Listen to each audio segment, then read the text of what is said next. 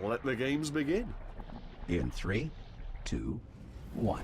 Welcome to the Portal2Cast, a video series teaching level design in the Portal 2 Puzzle Maker.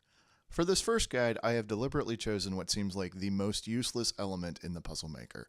I can just imagine a new Portal 2 level designer tinkering in the Puzzle Maker for the first time, trying out the elements one by one, and completely ignoring light strips. They aren't flashy or sexy, they don't accept inputs or produce outputs, they seem to be purely aesthetic. So what's the point? Lights are like punctuation. Now, you could probably write an entire novel without punctuation if you were so inclined. Should you? Probably not. In this video, I will illuminate 10 different reasons for adding light strips to your puzzle. Number 1. Light your chamber.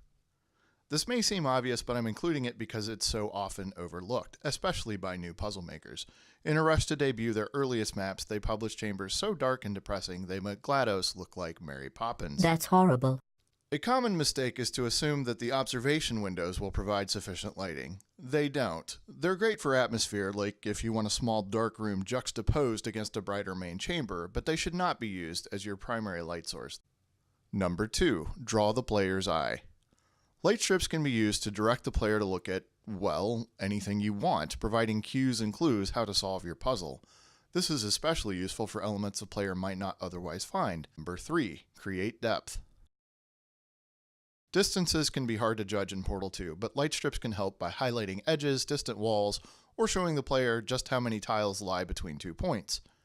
You can also use light strips while designing your puzzle to help gauge distances, such as the exact landing point of an intended fling. Number 4. Break the monotony. The default puzzle maker gives you only 2 surfaces to paint, portalable and unportalable. That's not much variety.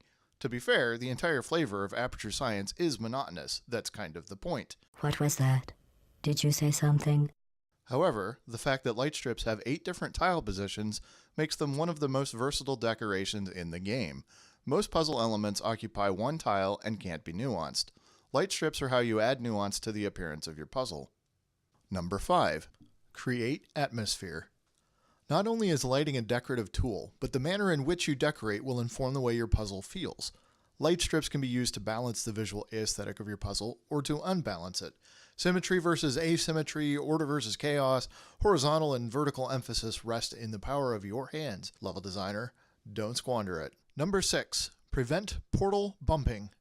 Portal bumping is a kind of cheat built into Portal 2 that good puzzle makers should work around. When you attempt to shoot one portal upon another, the game helpfully relocates the second portal to the nearest portalable surface. This can break entire puzzles if you're not careful, as most barriers are easily surpassed. Light strips are a guaranteed method of ensuring that portals will not be bumped even if adjacent spaces are portalable. This lets you define a barrier even in spaces you want to visually connect. Number 7. Nudge portal locations or force them outright. Light strips themselves are not portalable, but can occupy portalable tiles. This allows you to shift portal placement opportunities left, right, up, or down at your discretion.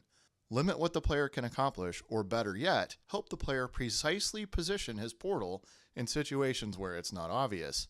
Number 8. Force signs and antlines. Antlines are those little dots that show the player which elements are connected.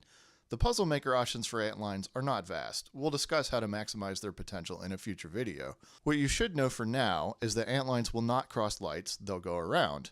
Therefore, an easy way to reroute antlines is by the judicious use of light strips. If your antline routes in a way you don't like, try putting a light in its way.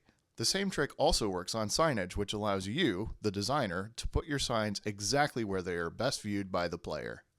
Number 9. Differentiate similar locations. Lights can provide visual cues to differentiate locations which otherwise appear similar. This gives your player a sense of progress in an otherwise confusing universe. Actually, it's bound to be confusing either way. And finally, demonstrate polish. Generally speaking, you can tell immediately that someone has taken time crafting a puzzle by their use of lighting. Dimly lit, barely decorated puzzles look unfinished even if the puzzle itself is brilliant. Ingenious, whatever. Conversely, well-lit, precisely decorated puzzles look smart and polished. It shows that the designer took care with his or her puzzle and thought about the player's experience. Just for making it to the end of the video, I'm going to share one more. Did you figure it out? It's related to number 6 and number 7. Ready? Number 11, prevent portal climbing. I don't know if this is like the official term, it's just what I call this Portal 2 gimmick. A player on a light bridge or inside an excursion funnel can climb as long as he has a vertical portalable surface. Light strips work as a subtle but effective barrier to this type of climbing. In the comments, let me know if there were any I missed, or which one was your favorite, or whether you learned anything at all from this video. Also tell us what you'd like to know about next. Thanks for watching. More Portal 2 lessons coming next Wednesday.